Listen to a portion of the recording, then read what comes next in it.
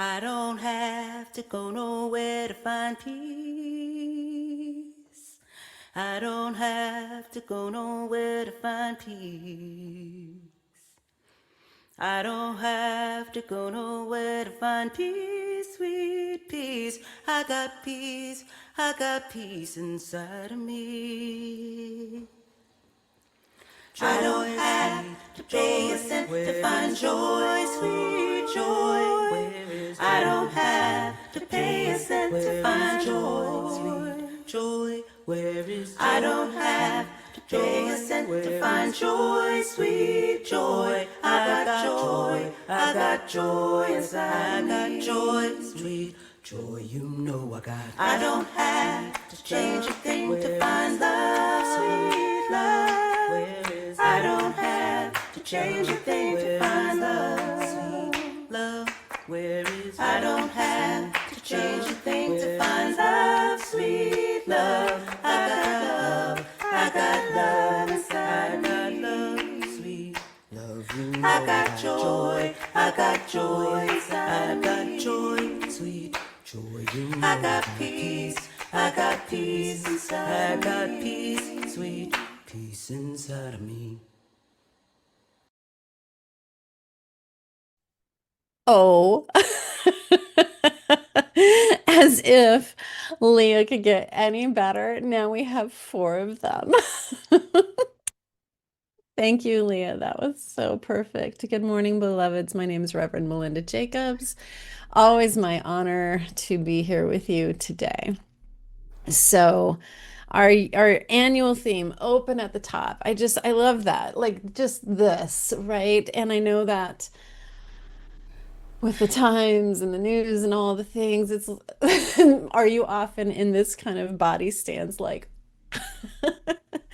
and yet when we're open, like the meditation that dropped in for us today, that is where miracles happen. That's where the gifts drop in, is when we're open to it. So, our monthly theme, what if? And today we're talking about traveling in the world of my creation. I will spare you singing it, but I have Willy Wonka's voice in my head. So, I want you to contemplate this question. What inner world are you creating? And how does it shape your life? How does it impact how you feel, how you think, how you relate in the world, how you reach out, how you contribute? What is it you're creating? Our reading today comes from Ernest Holmes' This Thing Called You. And honestly, if I had to pick just one of his books, it would be that. I think it was probably the most easily digestible. So I'm going to read this and I'll go slow because sometimes it just takes a moment for it to click. So Ernest says this: you, like all others, are seeking the joy of living. You wish to be needed, to be loved, to be included in the great drama of life. This urge is in every individual. It is in everything. The rose exists to express beauty. Root and branch conspire with nature to give birth to blossom.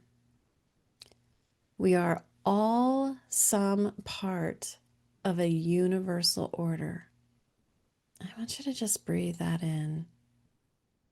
We are all some part of universal order. The very urge for personal gratification is incomplete until it finds a universal outlet. This is the cause back of all upheavals in human history. The pattern is trying to fit the pieces into greater and greater units as though it could not accomplish its purpose through anything other than a democracy of spirit and a union of all.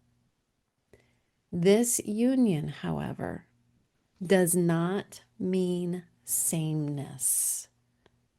For while unity requires conformity to principles, unity requires conformity to principles. Unity never means uniformity.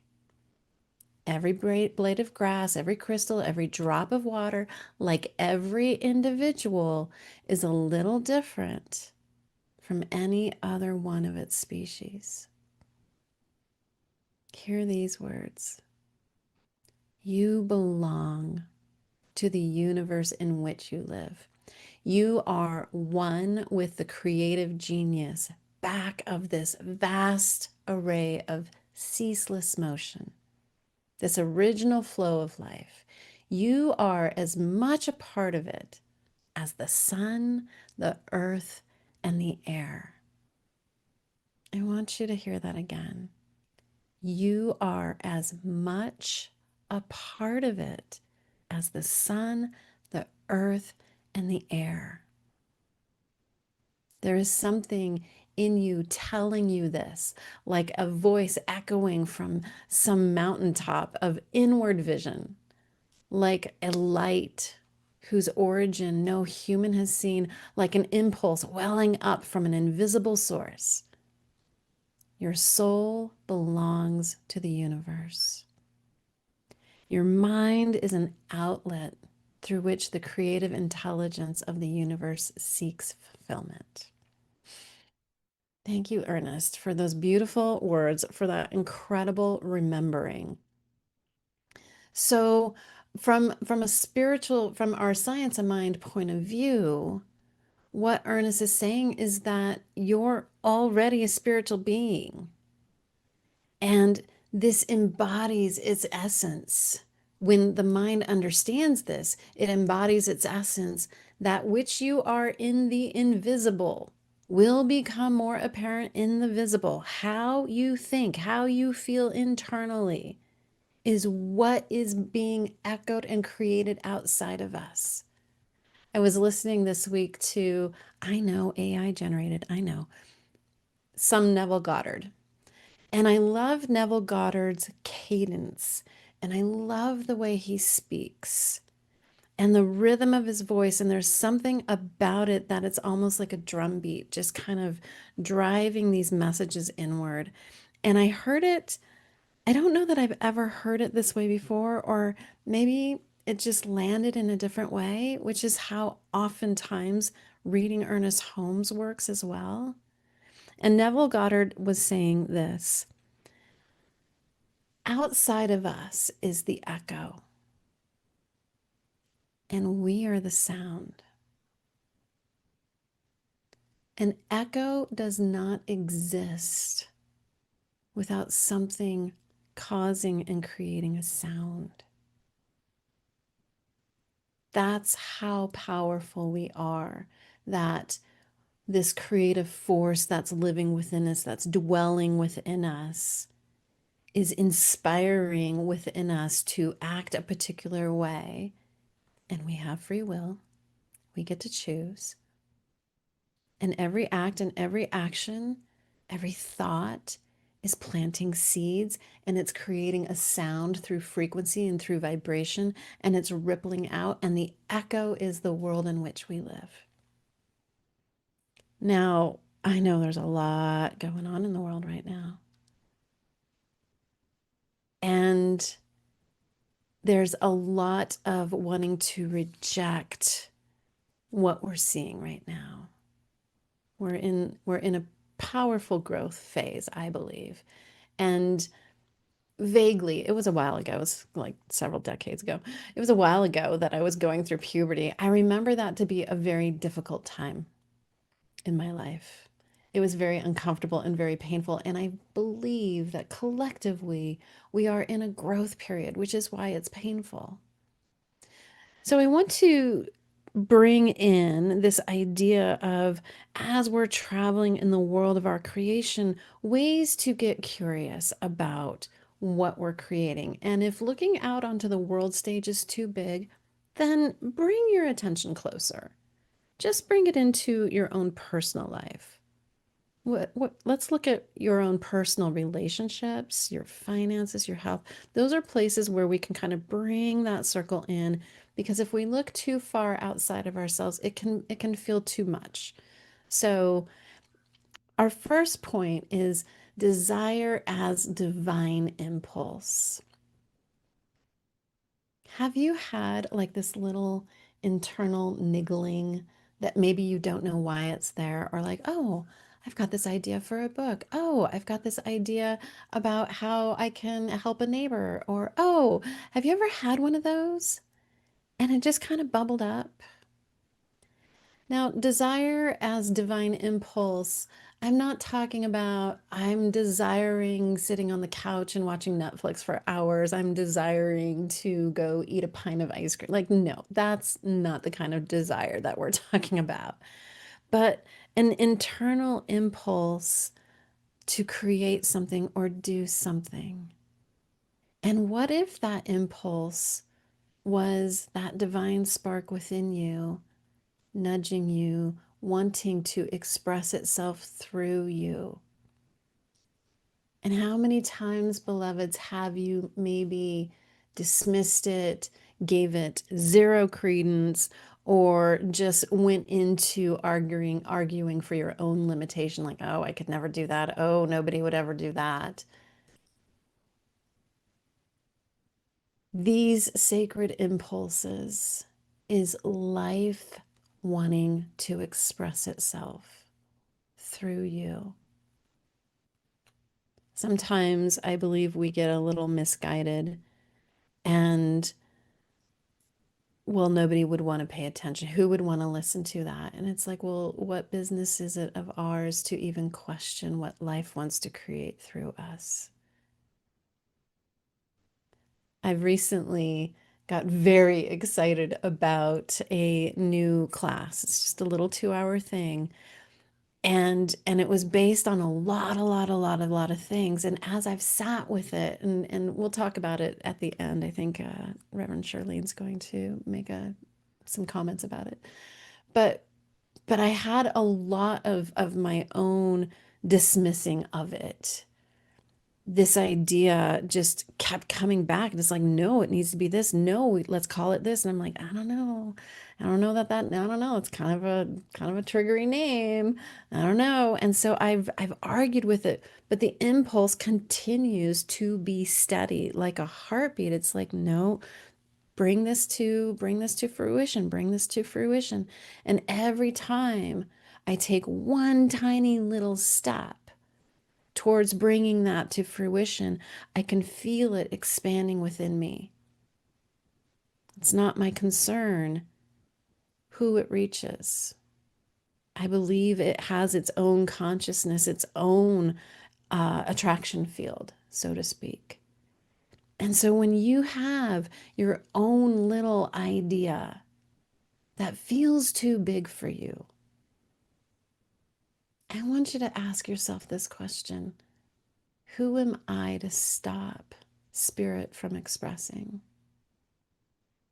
And maybe, just maybe, you are the perfect right person to bring this idea forward. Of course you are, because it found you. The idea is inspired through you. I invite you to practice this mantra when it comes to remembering that the divine spark lives in you and that you have something important to say, or more accurately, spirit has something important to say through you. I am meant to be here fully. Just say that. I am meant to be here fully. And just notice what happens. And what I experience in that is a little bit of a, really? Like, I don't even know what that means to be here fully. Do any of us? And if we allowed ourselves that relationship with the divine, with the sacred, with that spark within us, if we invited it and gave it access to our heart, to our mind, and to our lives, imagine what we could create. We just need remember that that desire within you is a divine impulse. It is life wanting to express through you because you're the perfect vessel to bring that forward. Our second point is unity without uniformity. Oh my goodness, is this a perfect point for where we're at in the world? I was sharing with Charlene and Tamara before we went live that my heritage is actually Assyrian, which originated from the area of Persia, and that there is this difference in mindset of how Middle Eastern minds and how Western minds look and think differently. We are of the same spark. We all are. And every one of these different perspectives, oh, it is challenging, isn't it? It's tempting to land in that place of I'm right, they're wrong. And there might be cultural things we don't understand. There might be practices that we don't understand. Beginning to value how you, beloved, are different, that uniqueness that you bring to the unity of the all can then begin to soften internal judgments that are preventing you from expanding and being inclusive of others. And I'm not saying we are condoning violent behavior. I'm not saying we're condoning hurtful behavior. But again, when we bring our attention back to our own bodies, our own selves, our own minds, we get to start to be curious about what is it in my own imagination that I'm creating, and who is not in the room of my imagination. Where have I put up the walls and created separation and are seeing and othering others? It's pretty rooted in that survival mechanism. And when we trace things back and when we really look at the origins of different biases, the history speaks volumes. When I lived in Colorado, there's this interesting Colorado-Texas war, and I never understood it, but I bought into it, and I was just like, oh yeah, Texans, rah, rah, rah. And Texans would come to Colorado, and they're like, Coloradoans, rah, rah, rah. And understanding where that originated was because back in the gold rush days, this is what the history I saw is that there was some thievery happening. And so it created some tension. But again, that comes from that place of thinking that there's lack and there's limitation. And so the lack and limitation thought started internally and then it expressed externally. So, where, beloved, are you potentially leaving people out, leaving others out? Where can you begin to maybe invite and grant access into your own mind for love to just be present? Maybe start there. Maybe you don't have to invite in others, but you could invite in love. And invite love in such a way where you're doing it with intention to dissolve those biases that are unconscious, and maybe some are conscious. And to sit in the energy of what would inclusion look like here?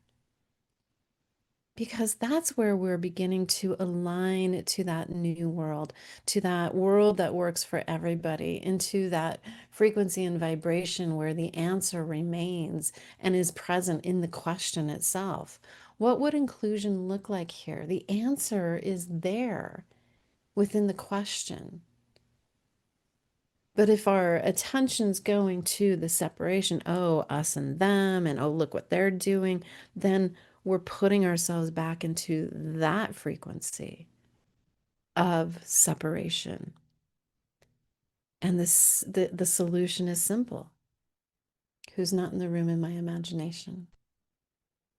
What would inclusion look like here? That immediately opens the consciousness for a new thought, a new possibility, and a whole new way. And inviting love and granting access to love to support you in that place. Our final point is the mind as outlet. If mind is an outlet for creative intelligence, our self-talk shapes the worlds we build. Our self-talk is shaping that. And this takes me right back to Neville Goddard. I am the sound. And if I am the sound and out here is the echo, what sound am I making?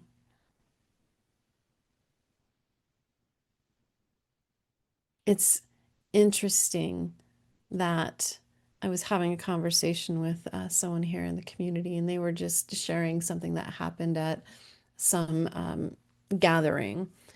And there was a question, a topic that was brought up that was an extremely, I mean, high voltage, divisive conversation. And I wasn't there. And after my friend and I had the conversation, I got really angry. I'm like, why would they bring that up? And oh my gosh, and all of that. And so I had my initial rare about it, but my inner thoughts went to a different perspective.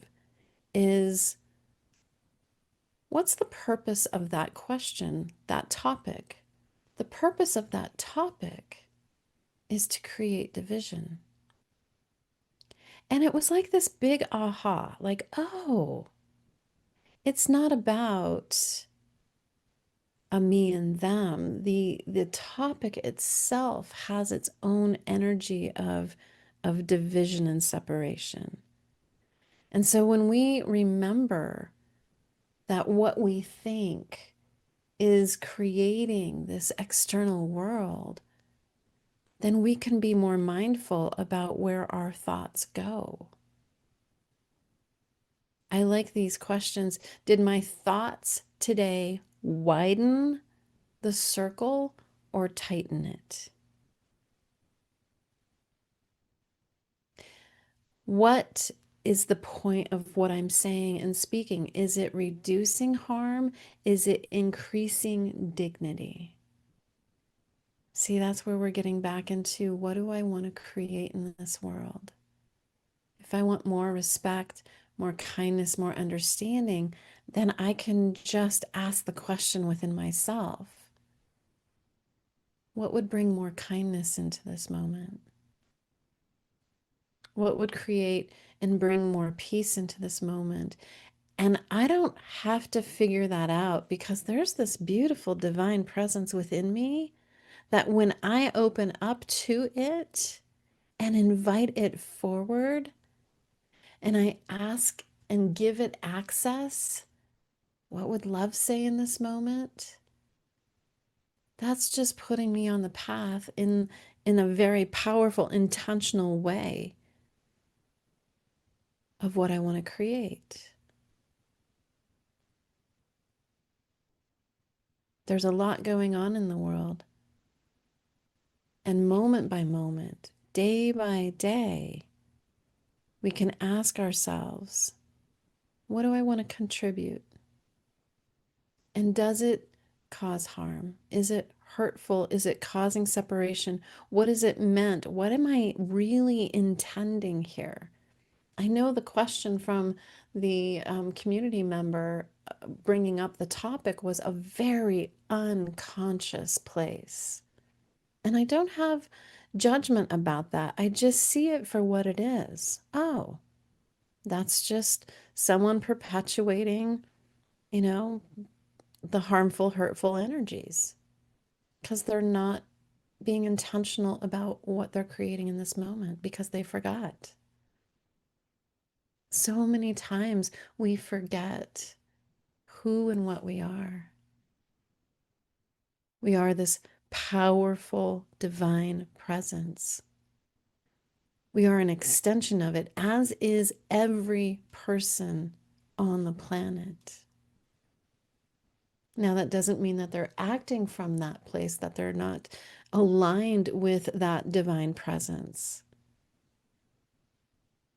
And Reverend Charlene reminded me today, Dr. David Hawkins' work says that when just a few stay in those higher frequencies of peace, of love, of kindness, of inclusivity, it impacts and it ripples out to the masses far stronger than someone sitting in a lower frequency like fear or hate or shame.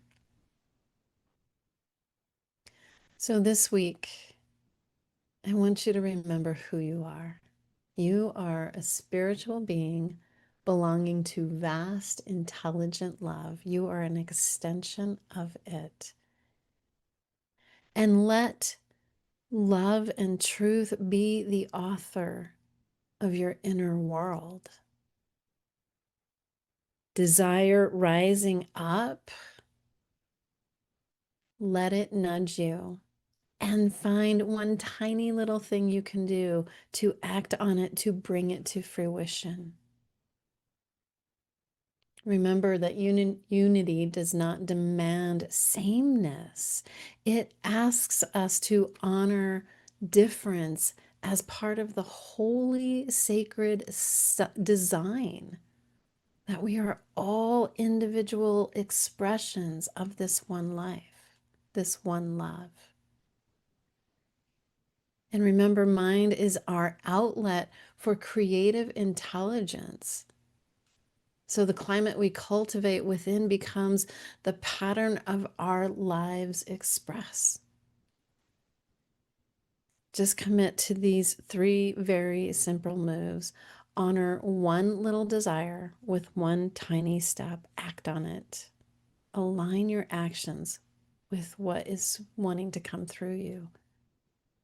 Practice widening your circle with an act of inclusion, even if it's within your own mind. And practice steadying your self-talk with affirmation, with positivity, with questions that are aligning you to a solution. What would love do? How would respect sound here? How would inclusion act in this moment? When we tend to our inner sanctuary, we create a sound that is of peace, of harmony, of all those beautiful God qualities, and they ripple out and they echo into the world. And then the world we inhabit becomes the mirror of the world that we're consciously creating. And so let's just drop in now to a prayer. Oh, how beautiful it is to come together, to remember these deeper truths of who we are, what we are, extensions of one life, of one love, of one mind, that there is and will never be a separation, that there has never been. There is no and never will be separation from that divine creative force because it lives within us and we live within it. There is no place on this planet that spirit is not. And so we can, for a moment, turn our attention to the creative force that lives within us. And we remember these deeper truths of no separation, that the divine blueprint of health and well-being lives within each and every one of us. I know and affirm that, and that it is expanding and rippling out as inspiration to align to actions that bring more health within us individually and as a planet. I know and affirm that in the midst of conflict, that right there, in the midst of the darkness, is the light. And I choose in this moment to remember to affirm the light, the presence of love is everywhere, that peace is spreading with every breath, that tensions are soothed and calm, that bridges are built to remember our unity, not our uniformity.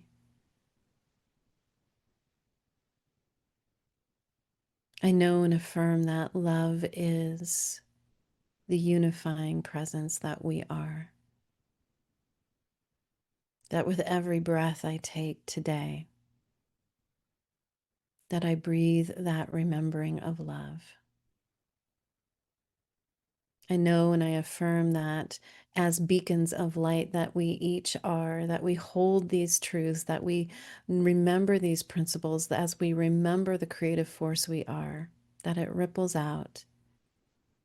It touches everything and everyone, and it brings us closer to that place of peace, unity, equanimity,